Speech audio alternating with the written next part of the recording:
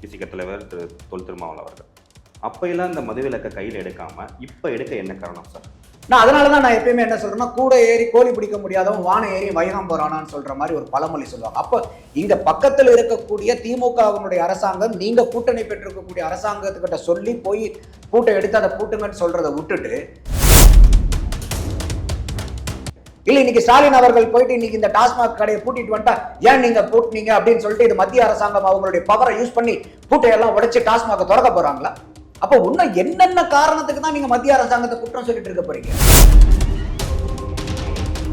அப்போ இந்த விடுதலை சிறுத்தைகள் கட்சி நீங்க ஒரு இயக்கமாவே இருந்திருக்கலாமே, எதுக்காக தேர்தல் அரசியலுக்குள்ளார வந்தீங்க? அப்போ நீங்க இயக்கமா இருக்கும்போது செய்ய முடியாத சில பல காரியங்களை நீங்க அதிகாரத்துக்கும் ஆட்சிக்கும் வரும்போது நீங்க செய்யணுங்கிற காரணத்துக்காக தானே தேர்தல் அரசியல்ல வரீங்க. ஆனா மாநாட்டுக்கு அதிமுகவும் அழைச்சிருக்காரு. அப்படி ஓகே, சூப்பர். ஏன்னா அதிமுக அவங்க ஆட்சியில கடையை சாத்தினாங்களா? அவங்க பூட்டி வச்சிருந்தாங்களா? இப்ப திமுக திறந்துருச்சா?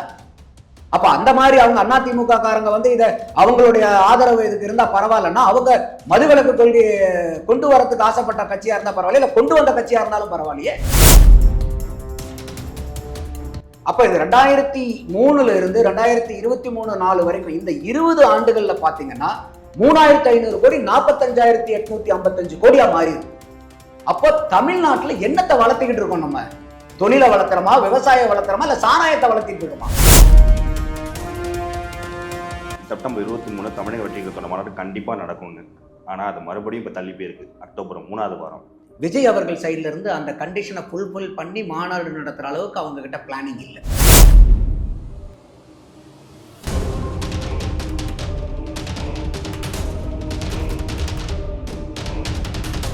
ழகரம் நேயர்களுக்கு வணக்கம். இன்று நம்முடன் உரையாட இருப்பவர் பிரபல அரசியல் விமர்சகர் திரு நந்தகுமார். வணக்கம் சார். வணக்கம் கமல். நல்லா இருக்கீங்க சார்? அட்டகாசமா இருக்கு. நீங்க எப்படி? நல்லா இருக்கேன் சார். சார், இன்றைக்கு அறிஞர் அண்ணாவோட பிறந்த நாள். தமிழக வெற்றி கழக தலைவர் திரு விஜய்டேந்து ஒரு அறிக்கை வந்திருக்கு. சுயமரியாதை திருமணம், இருமொழி கொள்கை, தமிழ்நாடு என பெயர் மாற்றம், இதெல்லாம் கொண்டு வந்த அண்ணாவின் பெருமையை போற்றி புகழ்வோம்னு வந்திருக்கு சார். திராவிட கொள்கையை பறைசாற்றுகிறாரா விஜய் அவர்கள்? இது அறிஞர் அண்ணா அவர்களுடைய பிறந்தநாளை முன்னிட்டு அவர் கொண்டு வந்த சீரிய நல பல திட்டங்களை அவர் மேற்கோள் காட்டி அவருக்கு ஒரு மரியாதை செலுத்துகிற விதமாக நம்மளால் பார்க்க முடியுது. நேரடியாகவே அவர் திராவிடத்தை ஃபாலோ பண்ணுறாராங்கிறது இல்லை. அவருடைய வாக்குறுதியில் அவர் மாநாட்டில் நடக்கிறதுக்கு முன்னாடி அந்த வாக்குறுதி கொடி லான்ச் ப்ரோக்ராம்லாம் அதில் கூட அறிஞர் அண்ணாவுடைய இதெல்லாம் இருந்துச்சு. அவருடைய பாட்டிலேயே 3 எழுத்து மந்திரத்தை ஓங்கி மீண்டும் ஒலிக்கும் காலம் அப்படிங்கிற மாதிரி ஒரு பாட்டு லைனும் வருது. அப்போ அந்த லைன் வரும்போது நீங்கள் கவனமாக பார்த்தீங்கன்னா அதில் எம்ஜிஆர் ஒரு பக்கம், அறிஞர் அண்ணாவுடைய கட் அவுட் ஒரு பக்கம் ஒரு ஷேடோவில் இருக்கிற மாதிரி காமிச்சிட்டு விஜய் நடுவில் வர மாதிரி விஜய். ஸோ அதில் அவர் அண்ணா, எம்ஜிஆர், அடுத்தது விஜய்ங்கிற மாதிரி அந்த 3 எழுத்துங்கிறத கொண்டு வராங்க சினிமா பாணியில். அதோட விஜய் அவர்களுக்கு கூட விஜய் அண்ணான்னு பிராண்டிங் பண்ணுற மாதிரி தான் தகவல் வருது ஆரம்பத்துலேருந்து. ஸோ அண்ணாங்கிற பிராண்டிங்கை விஜய்க்கு அதை எஸ்டாப்ளிஷ் பண்ணணுங்கிறதுல அவர் கூட இருக்கிறவங்க அதில் ரொம்ப பெருமுனைப்போடு இருக்கிறத நம்மளால பார்க்க முடியும். நார்மலாக ரசிகர்கள் அப்படி தான் கூப்பிடுவாங்க. இதுக்கப்புறம் பொது அதை அவருக்கு ஒரு பிராண்டிங்காகவே பண்ணுறதா கொண்டு போகிறாங்க. அப்படிதான் நம்ம அதை பார்க்க முடியுது. சார், இப்போ சமீபத்தில் பெரும் பேசும் பொருளாக இருக்கிறது அரசியல் வட்டாரத்தில் சுரண்டு வருது பிசிக தலைவர் நடத்துகிற மதுவிலக்கு மாநாடு. இத்தனை சார் 2016 மக்கள் நல கூட்டணியிலிருந்து வெளியே வந்ததுக்கு அப்புறம் கிட்டத்தட்ட திமுக கூட்டணியில் தான் பயணிக்கிறார் பிசிக தலைவர் திரு தொல் திருமாவளவன் அவர்கள். அப்பையெல்லாம் இந்த மதுவிலக்கை கையில் எடுக்காமல் இப்போ எடுக்க என்ன காரணம் சார்? கிட்டத்தட்ட தேர்தலுக்கு 1.5 ஆண்டுகள் தான் இருக்குது. ஒரு ஆங்கிலத்தில் ஒரு பழமொழி இருக்கும், பெட்டர் லேட் தென் நெவர். அவர் எடுக்கக்கூடிய முன்னெடுப்பை வரவேற்கிறோம். அவருடைய நோக்கத்துக்கு நம்ம பெரிய மரியாதையும் மதிப்பும் கொடுக்குறோம். எனக்கும் தனி மனிதனாக தமிழகத்தை ஒரு பூரண மதுவிலக்கு இருக்கக்கூடிய மாநிலமாக கொண்டு வரணுங்கிறது முழு உடன்பாடு உண்டு. ஆனால் எந்த இடத்துல நம்ம திருமாவளவன் அவர்கள் மேலே அது விமர்சனமாக மாறுது அப்படின்னு பார்க்கும்போது, இன்னைக்கு டாஸ்மாக்கு முதலாளி யார்? தமிழ்நாட்டினுடைய அரசு. இது தமிழ்நாடு ஸ்டேட் மார்க்கெட்டிங் கம்பெனி இது. அப்போ இதனுடைய முழு அதிகாரமும் தமிழக அரசாங்கத்திட்ட இருக்கு. இப்போ இருக்கக்கூடிய திமுக அரசாங்கத்தில் தான் அவர் அந்த கூட்டணியில் இருக்கிறார்.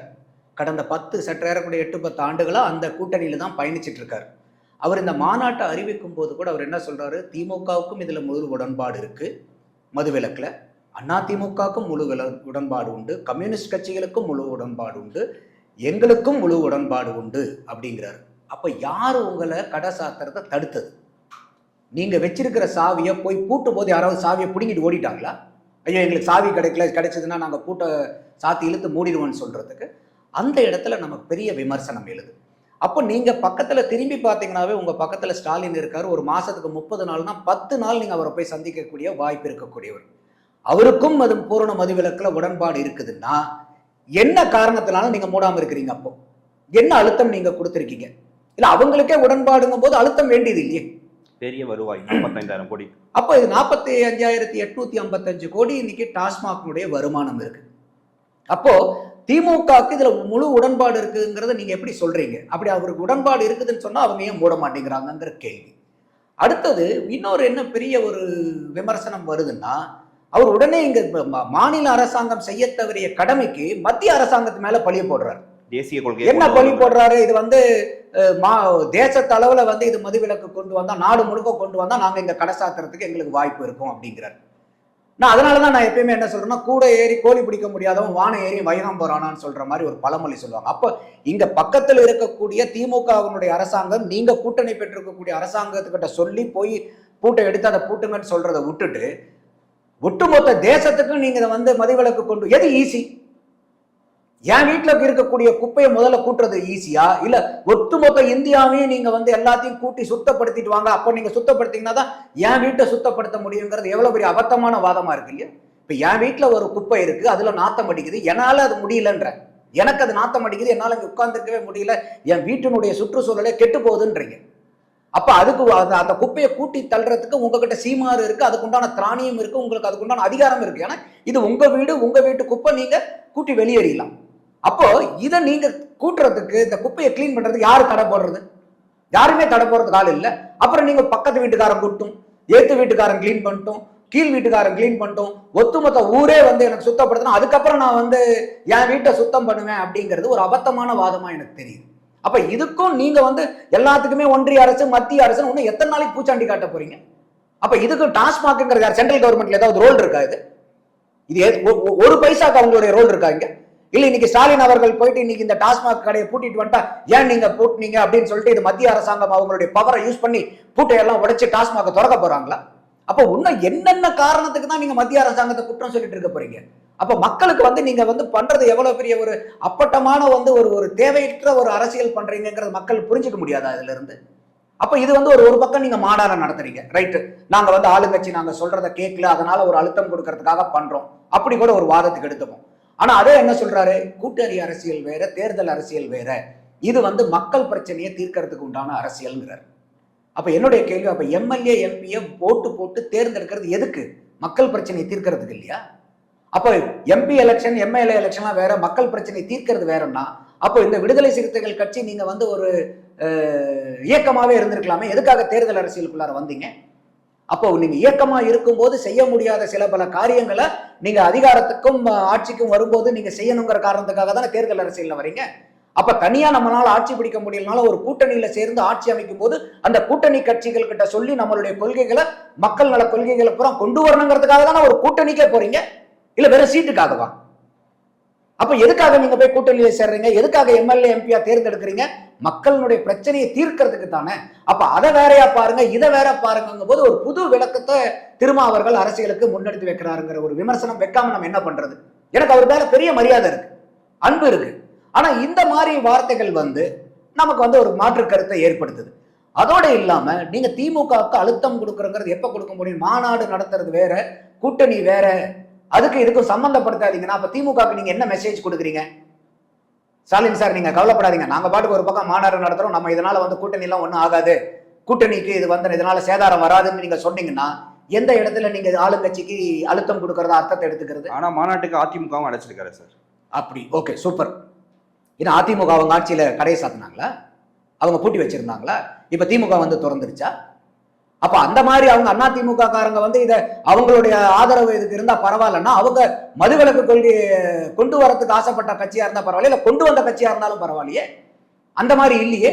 அப்ப அவங்களை நீங்க இன்னைக்கு கூப்பிட வேண்டிய கட்டாயம் என்ன இருக்கு? இதே 40 வருஷத்துக்கு மேல வந்து இதே பாட்டாளி மக்கள் கட்சி வந்து இதே மதுவிலக்கை எதிர்த்து தானே அவங்க போராடிட்டு இருக்காங்க. ஆனா அவங்கள வந்து நீங்க ஜாதி கட்சின்னு அடையாளப்பட்டுட்டு இல்ல இது ஜாதி கட்சி உள்ளார வராதீங்கன்னு சொல்றீங்க. நீங்க உங்களுடைய நோக்கம் என்ன? மதுவிலக்கு கொண்டு வரணும் தானே. அப்ப அதுல யார் ஒரு ஒத்த கருத்துனாலும் அவங்களை நீங்க கூப்பிட வேண்டியதானே. இன்னைக்கு அதிமுகவை கூப்பிடுறீங்க, அவங்க ஆண்ட கட்சி, அவங்க ஆட்சியில வந்து இதுக்கு உடன்பாடுன்னா அவங்க சாத்திருக்க மாட்டாங்களா? இன்னைக்கு இதே கேள்வி திமுகவை கேட்கிற கேள்வி தான் நான் அன்னைக்கு அதிமுகவை பார்த்து கேட்டோம், ஏன் அவங்க சாத்தலன்னு. அப்ப அவங்க ஆட்சியில இருந்தபோது இதே திமுக இருக்கிறவங்க எத்தனை டைலாக் பேசினாங்க. கனிமொழி அம்மா எத்தனை மேடை ஏறி இந்தியாவிலேயே இளம் விதவைகள் அதிகமாக இருக்கக்கூடிய மாநிலம் தமிழகம்னு பேசுனீங்கல்ல. அப்ப இதெல்லாம் என்னாச்சு? இன்னைக்கு அந்த இளம் விதவைகள்லாம் என்ன நினைச்சாங்க இப்போ? அப்ப இது டபுள் ஸ்டாண்டர்ட் இல்லையா? அதே மாதிரி கொரோனா டைம்ல ஸ்டாலின் அவர்கள், உதயநிதி அவர்கள், அவர் மனைவி எல்லாம் மாஸ்க போட்டுட்டு அவங்க வீட்டுக்கு முன்னாடி பதாகைகள் பிடிச்சி நின்றுட்டு இருந்தாங்கல்ல. அப்ப அன்னைக்கு ஒரு வாய் இன்னைக்கு ஒரு வாய். அந்த வடிவேல் தான் ஒரு படத்துல சொல்லுவார், அது வேற வாய் இது வேற வாய்பார். அப்ப இதெல்லாம் எவ்வளவு பெரிய முரண்கள் இது. அப்ப நீங்க வந்து அவங்களுக்கும் உடன்பாடு இருக்குதுங்கிற சப்பக்கட்டு ஏன் கட்டுறீங்க? இப்ப திமுக எனக்கு எங்க கேள்வி வருதுன்னா, இன்னைக்கு திமுக வந்து இல்ல நாங்க மதுவிலக்கு எதிரானவர்கள், மதுவிலக்க கொண்டு வர மாட்டோம்னா விமர்சனமே யாருக்கும் வரப்போறது இல்லை. ஆமா அவங்க தான் சொல்லிட்டாங்களேன்னு. ஆனா நீங்க தேர்தலுக்கு தேர்தல் நீங்க இதைத்தானே பெரிய பிரச்சாரமா அன்னைக்கு பண்ணுனீங்க 2021 இல்ல 2016. அப்ப அவங்க அதுக்கு வர ஒரு சப்பக்கட்டு என்ன கட்டுறாங்கன்னா, எங்களுக்கு வந்து வாக்களிக்கல அதனால நாங்க வந்து எடுக்கல. அப்ப உங்களுக்கு ஓட்டு போட்டாங்கல்ல, அப்ப அவங்களெல்லாம் நீங்க மனுஷனா மதிக்கலையா? நீங்க ஆட்சிக்கு வந்தாதான் உங்களுக்கு ஓட்டு போட்டவங்களுக்கு எல்லாம் உங்களுக்கு கணக்காகுது. அப்ப நீங்க எதிர்கட்சியா இருந்தீங்கல்ல, அப்ப எதிர்கட்சியா நீங்க இருக்கும்போது உங்களுக்கு ஓட்டு போட்டவங்கலாம் வாக்காளனே அல்லையா? அப்ப அந்த மதுவிலக்கு நீங்க சொன்னனாலதானே உங்களுக்கு அன்னைக்கெல்லாம் ஓட்டு போட்டிருப்பான். அப்ப அந்த வாக்காளனுக்கு உண்டான மரியாதை கிடையாதா? அப்ப நீங்க ஆட்சிக்கு வரும்போது மட்டும்தான் உங்களுக்கு விழுந்ததெல்லாம் வாக்கா? எதிர்கட்சியா இருந்தபோது உங்களுக்கு கிடைச்சதெல்லாம் வாக்கு இல்லையா? இது என்ன மாதிரி வார்த்தை உபயோகங்கள் இது? இது எவ்வளவு பெரிய அபத்தமா இருக்கு. இதுக்கும் வந்து அவங்க மத்தியில் இருக்கக்கூடிய ஒன்றிய அரசு பழி தூக்கி போடுவாங்க. அப்ப இவங்க பண்ணக்கூடிய அத்தனை விஷயங்கள், இவங்க எதெல்லாம் செய்யறதுக்கு அதிகாரம் இருந்து செய்ய முடியலன்னா கூட அதையும் தூக்கி ஏன்னா இன்னைக்கு அவங்க சொல்றத பூராமே வந்து எதா இருந்தாலும் ஆன்டி பிஜேபி, ஆன்டி மோடி, இதையும் தூக்கி அவர் மேலேயே போடும். நம்ம வந்து மோடிக்கோ பிஜேபிக்கோ ஆதரவு இல்லை.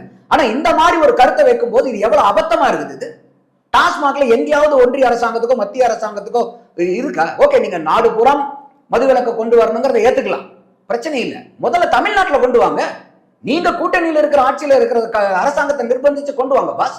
அதுக்கப்புறம் பக்கத்து மாநிலத்தில் இருக்கிறவங்க கேட்கலாம், அதுக்கப்புறம் அதுக்கு அடுத்த மாநிலத்துக்காரன் கேட்கலாம். அதான் நான் சொன்னேன், என் வீட்டுல இருக்கிற குப்பையை நான் கிளீன் பண்ணாம ஏத்த வீட்டுக்காரன் கிளீன் பண்ண, பக்கத்து வீட்டுக்காரன் கிளீன் பண்ண, கீழ் வீட்டுக்காரன் கிளீன் பண்ணா, யோ முதல்ல நீ உன் வீட்டை கிளீன் பண்ணு சொல்ல மாட்டாங்களா நம்மளே?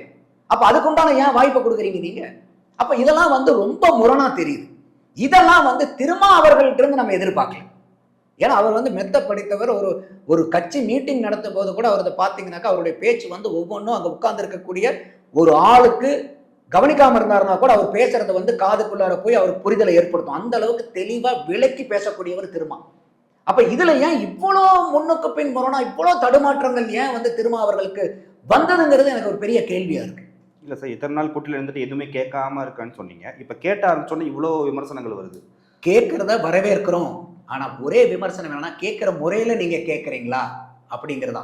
கேட்க வேண்டியவங்களை கரெக்டா கேட்கறீங்களா, நிர்பந்திக்க வேண்டியவங்களை கரெக்டா நிர்பந்திக்கிறீங்களா?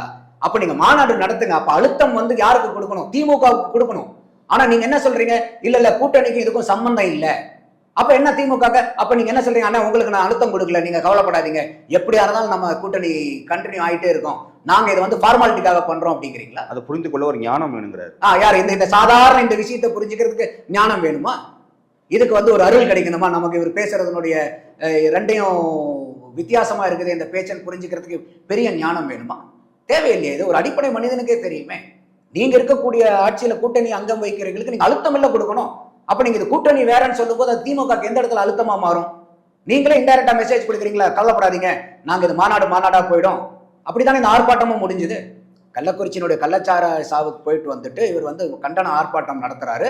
அன்னைக்கும் இதே மாதிரி வந்து இன்னைக்கு தமிழ்நாட்டில் இருக்கக்கூடிய டாஸ்மாகை வளர்த்துறதுல நானும் ஒரு ஆளுன்னு அந்த பொறுப்புணர்ந்து பேசுறாரு. நான் இதை கண்டுக்காம விட்டுட்டேன், இதுக்கு எனக்கும் பொறுமை இருக்கு, நானும் இதுல ஒரு ஆளுங்கிறாரு. கள்ளச்சாராயத்துக்கு மாட்டு நல்ல சாராயம் இல்லைன்னு சொன்னார். சல்யூட்.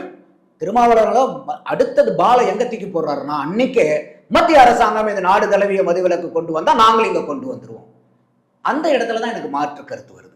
அப்ப இது உங்களுக்கு உண்டான உங்க கடை, பூட்டு உங்களுது, சாவி உங்களுது, நீங்க தான் திறந்து வச்சிருக்கீங்க. அப்ப பூட்டுறது வேற எவனுங்கிறது எப்படி வந்து பூட்ட முடியும்? நீங்க தானே பூட்டணும். பூட்டும் சாமியை நீங்க தானே வச்சிருக்கீங்க. அந்த இடத்துல தான் நம்ம விமர்சனமா அதை வைக்க வேண்டிய இதே- கட்டாயத்துக்கு தள்ளப்படுறோம். இதே நீட் தேர்வு இந்தியா முழுவதும் நடைமுறை இருந்த போதும் தமிழ்நாட்டுக்கு மட்டும் விளக்கம் வேணும்னு கேட்ட மாநிலம் தமிழ்நாடு. ம். இவ்வளவு முற்போக்கான மாநிலம், இதை ஏன் 2 திராவிட கட்சிகளும் ஏன் இந்த மதவிலக்கு கொண்டு வர இவ்வளவு தயக்கம்? காரணம் என்னன்னு கேட்டால், இன்னைக்கு ஆலைகளை நடத்தக்கூடியவங்க யார்? அதாவது வந்து நீங்கள் ஹிஸ்ட்ரி எடுத்து பார்த்தீங்கன்னா, இண்டிபெண்டன்ஸ்க்கு முன்னாடி 1937 இருந்தே ராஜகோபாலாச்சாரியார் அவர்கள் ஆண்ட வரைக்குமே தமிழ்நாட்டில் மதுவிலக்கு இருந்துச்சு. 49ல் டிஎம்கே கட்சி ஆரம்பிக்கிறாங்க, 67ல் 18 ஆண்டுகள் கழிச்சு ஆட்சி பிடிக்கிறாங்க. 67 ஆண்டு ஆட்சிக்கு, அந்த 67வது ஆண்டு ஆட்சிக்கு வந்ததுக்கப்புறம் 2 வருடத்தில் அண்ணா வந்து மறைந்துடுறாரு. அறிஞர் இருக்கும் வரை மதுவிலக்குல ரொம்ப இருந்துச்சு. அந்த அண்ணா இறந்ததுக்கு அப்புறம் கலைஞர் வந்து ஆட்சிக்கு வராரு. 1971ல் அந்த மதுவிலக்கை தூக்குறாரு கலைஞர் அவர்கள். அப்ப அதுக்கு முன்னாடி வரைக்கும் தமிழ்நாட்டில் மது இல்லை. 1937 இருந்து பிரிட்டிஷ்காரங்காலத்துல இருந்து ராஜகோபாலாச்சாரியார் அவர்கள் ஆண்டு முடிச்சு அண்ணா அந்த 2 வருஷம் ஆள்ற வரைக்குமே தமிழ்நாட்டில் மது கிடையாது. தென்னிந்தியாவோட பக்கத்து ஸ்டேட்டான கேரளா, ஆந்திரால கூட மதுவிலக்கு வந்து நடைமுறை எடுத்தப்ப கூட அறிஞர் அண்ணா மதுவிலக்கை இங்க கடைபிடிச்சார். ஆமா, அப்ப இப்படி கூட சொல்லுவாங்க மதுவிலக்கு சாத்தியம் இல்லைன்னுபாங்க. அது பொய். ஏற்கனவே மதுவிலக்கு இருந்த மாநிலம். நீங்க கொண்டாந்து மதுவை உள்ளர நடுவுல விட்டதுதான். இது என்னமோ இல்லாமல்லாம் இல்லை. ஏற்கனவே வந்து சாதிச்சு காட்டிய தலைவர்கள்லாம் இருந்திருக்காங்க. அப்ப இதுல 71ல கொண்டு வந்துட்டு மறுபடியும் ஒரு 3 வருஷத்துல திருப்பி வந்து அவர் வந்து சாத்துறாரு கடையை. யாரு? கலைஞர் அவர்கள் சாத்துறாரு. அதுக்கப்புறம் எம்ஜிஆர் வந்து திருப்பி 1980ல் அவர் திருப்பி ரீஸ்டார்ட் பண்றாரு. 1983ல டாஸ்மாக கொண்டு வராங்க. அப்ப அவங்க 83ல டாஸ்மாக் கொண்டு வரும்போது வந்து பாத்தீங்கன்னாக்கா வெறும் வந்து அது ஹோல்சேல் தான். அன்னைக்கு வந்து இதே 1983, 84ஆம் ஆண்டுகளுடைய வருமானம் பார்த்தீங்கன்னா 139 கோடி. நீங்க டாஸ்மாக் வெப்சைட்ல போய் பார்த்தீங்கன்னா கூட பார்க்கலாம். ஆனா இன்னைக்கு இதே கடந்த ஒரு 83னா இன்னைக்கு 23, 24 40 வருஷத்துல இது வந்து பாத்தீங்கன்னா 139 கோடியா இருந்தது. இன்னைக்கு 45,855 கோடி ரூபாய் வருமானம் இருக்கக்கூடிய இலாகாவா மாறி. கடந்த ஆண்டை விட 8,000 கோடி அதிகம் சார். 8,000 கோடி அதிகம்ன்றாங்க. அதே மாதிரி வந்து பாத்தீங்கன்னாக்கா இன்னைக்கு 2003ல ஜெயலலிதா அவர்கள் வந்து இதை ரீட்டைல் சேல்ஸ்க்கும் ஓபன் பண்றாங்க. இருக்கக்கூடிய பிரைவேட் பார் லைசன்ஸ் எல்லாம் எடுத்துட்டு அரசே வந்து இதை மதுக்கடைகளை நடந்துட்டோம்னு அந்த ரீட்டைல் சேல்ஸை கொண்டு வந்து 2023. அப்ப அந்த 2023ல சேல்ஸ் எவ்வளோன்னு பாத்தீங்கன்னா 3,500 கோடி. அப்ப இந்த 2003ல இருந்து 2023 4 வரைக்கும் இந்த 20 ஆண்டுகள்ல பாத்தீங்கன்னா 3,500 கோடி 45,855 கோடியா மாறி இருக்கு. அப்போ தமிழ்நாட்டுல என்னத்தை வளர்த்துக்கிட்டு இருக்கோம்? நம்ம தொழிலை வளர்த்துறோமா, விவசாயம் வளர்த்துறோமா, இல்ல சாராயத்தை வளர்த்திட்டு இருக்கோமா? சார், போன நேர்காணல் சொல்லியிருந்தீங்க செப்டம்பர் 23 தமிழக வெற்றி கழகத்தோட மாநாடு கண்டிப்பா நடக்கும்னு. ஆனா அது மறுபடியும் இப்ப தள்ளி போயிருக்கு. அக்டோபர் 3வது வாரம். ஒருவேளை இந்த திமுக பவள விழா இன்னும் சில தினங்கள் நடக்குது, செப்டம்பர் 17. அடுத்தது மதுவிலக்கு மாநாடு. இது வந்து எப்படி சார் எடுத்துக்கிறது? இன்னைக்கு விஜய் கட்சியில வந்து இந்த மாநாட்டுக்கு ஏன்னா அந்த நிபந்தனைகளோட கண்டிஷன் வந்தது. அவர் எல்லாரும் ரிப்ளை கொடுத்துட்டாங்களே. இல்ல அவங்க அந்த கண்டிஷனோட பர்மிஷன்லாம் வந்துருச்சு. ஆனா விஜய் அவர்கள் சைட்ல இருந்து அந்த கண்டிஷனை ஃபுல்ஃபில் பண்ணி மாநாடு நடத்துற அளவுக்கு அவங்க கிட்ட பிளானிங் இல்லை. ஸோ இது வந்து விஜய் கட்சி சைடில் வந்து பிளானிங்ல ஏகப்பட்ட குளறுபடியும் கேப் இருக்கிறத நம்மளால பார்க்க முடியுது. அவங்க கேட்ட கேள்விக்கெல்லாம் பதில் சொல்லிட்டேன்னு சொன்னாங்க சார் கிட்டத்தட்ட. இல்லை, அப்புறம் ஏன் மாநாட்டை தள்ளி போடுறாங்க? ஏன்னா அவங்க கொடுத்தக்கூடிய நிபந்தனைகளை வந்து நிறைய நிபந்தனைகளை வந்து இந்த மாநாட்டுக்கு உண்டான தேதி குள்ளார இவங்களால முடிக்க முடியாதுங்கிறது அது பார்த்தாவே தெரியுது நமக்கு. அப்போ அதனால என்ன பண்றாங்க, இதை வந்து அரைகுறையா நம்ம பண்ணி முடிச்சோம்னா, ஏன்னா அவங்க நிபந்தனைகள் போட்டாங்க. நாளைக்கு அந்த நிபந்தனைகள்னால பிரச்சனை ஒண்ணுன்னா விஜய் கட்சி மேலதான் அந்த குற்றச்சாட்டு வரும். ஸோ அதனால வந்து என்னன்னா அவசர கதியில பண்ண வேண்டாம், ஏற்கனவே நம்ம ப்ராப்பரா பிளான் பண்ணல, கொஞ்சம் டைம் எடுத்துக்கிட்டு பிளான் பண்ணலாம். திருப்பி வந்து அந்த பிளானிங் ப்ராசஸ்ல இருக்கிறாங்க. நமக்கு வர்ற தகவல் என்ன இருக்குன்னா அக்டோபர் 2வது வாரமோ 3வது வாரமோ இந்த மாநாடை செஞ்சு முடிக்கலான்னு ஒரு இது இருக்கு. அதோட இன்னொரு என்ன பிரச்சனைனா அக்டோபர்களுடைய கடைசிக்குலாம் போகும்போது மழைக்காலங்கள் ஆகிடும். அப்போ அந்த மழையினாலையும் சில சிக்கல்கள் வர்றதுக்கும் ஒரு வாய்ப்பு இருக்கு. ஸோ அதையெல்லாம் அவங்க எல்லாத்தையும் கூட்டி கழிச்சு பார்த்து முதல்ல இருந்த மாதிரி அந்த மறுபடியும் அந்த கேப் வந்துடாம ப்ராப்பரான பிளானிங் ப்ராசஸ் பண்ணி தெளிவான முறையில் வந்து இந்த மாநாட்டை நடத்தி முடிக்கணும் அவங்க விஜய் கட்சியினுடைய சார்பா. ஒருவேளை 2026ல் நாம் தமிழர் கட்சி தமிழக வெற்றி கழகம் கூட்டணி ஏற்படாத பட்சத்தில் புதிய வாக்காளர்களோட ஓட்டு எந்த கட்சிக்கு சார் போகும்? ஏன்னா இதுக்கு முன்னாடி புதிய வாக்காளரோட ஓட்டில் மாற்றத்தை எதிர்பார்க்குற ஓட்டு நாம் தமிழர் கட்சிக்கு ஆப்வியஸில் போயிட்டு இருக்கு. இப்போ அது நாம் தமிழக வெற்றி கழகத்துக்கு ஒருவேளை போனால் அது நாம் தமிழர் கட்சிக்கு வாக்குக்கு பெரும் பின்னடைவாக ஏற்படுமா? நாம் தமிழர்கிட்ட இருக்கக்கூடிய வாக்கு விஜய்க்கு டிரான்ஸ்ஃபர் ஆகுமாங்கிறதுல எனக்கு ஒரு சந்தேகம் இருக்கு. ஏன்னா இந்த 2024 தேர்தலில் கூட 8% வாக்கு வாங்குறார். அது அவருக்கு பழைய சின்னம் கிடைச்சிருந்தா 10% கூட கிடைச்சிருக்கும். ஆனா ஓட்டு போட்ட அத்தனை பேர்த்துக்கும் தெரியும் சீமான்னு யாரையும் இவர்தான் பிரதம மந்திரி வேட்பாளர்னு கை காமிக்க முடியாதுன்னு. ஏன்னா அது சீமானுக்கே தெரியாது யாரை கை காமிக்க போறோம். அப்படி இருந்தும் இந்த 8% மக்கள் வாக்களிச்சிருக்காங்கன்னா அவங்க வந்து சீமானுக்காக, அந்த கட்சிக்காக, அந்த கட்சியினுடைய கொள்கைக்காக தான் வாக்களிச்சிருக்காங்க. அப்ப அந்த கொள்கை பிடிப்பு இருக்கக்கூடிய வாக்காளர்களை விஜய் வந்து அங்கிருந்து அப்படி அதிகபட்சமா ஸ்வீகரிச்சு பாராங்கிறது எனக்கு ஒரு கேள்விக்குறியா இருக்கு. ஆனா இதே 24 தேர்தலில் வந்து பாத்தீங்கன்னா பெருவாரியான அளவுக்கு இளைஞர்களுடைய வாக்கு பிஜேபிக்கு போனதை நம்மளால பார்க்க முடியுது. ஏன்னா அவங்க வந்து பாத்தீங்கன்னா அதுக்கு முந்தின தேர்தலில் வந்து ஒரு 12-13 லட்சம் வாக்குல இருந்து 2024 49 லட்சம் வாக்கு வாங்குறாங்க. சற்றேறக்குறைய 33 லட்சம் வாக்கு வந்து அவங்களுக்கு இதுல 19 விட இதுல கூடுதலா கிடைக்குது. அதே மாதிரி நாம் தமிழர் சீமானுக்கும் வந்து பாத்தீங்கன்னா அவங்க அதுக்கு முந்தின 19 வந்து 16 லட்சம் சில்லற ஓட்டுல இருந்து இந்த தடவை 35 லட்சம் ஓட்டு வாங்குறாங்க. அப்ப பெருவாரியான இந்த இளைஞர்களுடைய வாக்கு வந்து பிஜேபிக்கும் நாம் தமிழர் கட்சிக்கும் போகிறத நம்மளால கண்கூட பார்க்க முடிஞ்சது. அப்ப இன்னைக்கு விஜய்க்கு வரும்போது என்ன ஆகும்னா இந்த அண்ணாமலை கிட்ட இருக்கக்கூடிய வாக்கு புது வாக்காளர்களை இருக்கிறதுக்கு வாய்ப்புகள் அதிகமா இருக்கும். சீமான் கிட்ட இருக்கக்கூடிய வாக்கு இழுக்கிறத விட. அதுக்காக சீமான் இருக்கிற எல்லாத்தையுமே யாரையுமே இழுக்க முடியாமையும் இருக்காது. ஏன்னா விஜய் ரசிகர்கள் அந்த கட்சியில இருப்பாங்க. கொள்கைக்காக இல்லைன்னா கூட சரி விஜய் அடுத்த தடவை வராரு, அதுக்காக இந்த தடவை நம்ம சீமானுக்கு போடலான்னு இருக்கலாம். ஆனா பெரிய சேதாரம் எங்க வரும்னா அண்ணாமலைக்கு பின்னாடி போன இளைஞர்களுடைய வாக்கை வந்து விஜய் வந்து அதிகமா எடுக்கிறதுக்கு வாய்ப்புகள் இருக்கும். சீமான்ட்ட எடுக்கிறதுனுடைய வாய்ப்பு வந்து குறைவா இருக்கும். அப்படிதான் நான் பாக்குறேன். ஆனா இது அவர் வந்து தனியா நின்னாருன்னா அவர் யாருக்கிட்ட இருந்து ஓட்டு எடுக்கிறாருங்கிறத விட திமுகவை 2வது தடவை ஜெயிச்சு சரித்திரத்தை உண்டு பண்றதுக்கு பயங்கர ஏதுவா அவர் இருப்பாருங்கிறது தான் உண்மையா இருக்கும். ஏன்னா இன்னைக்கு 2024 கூட திமுக ஜெயிச்சது அவங்களுடைய பலத்தினால இல்லை.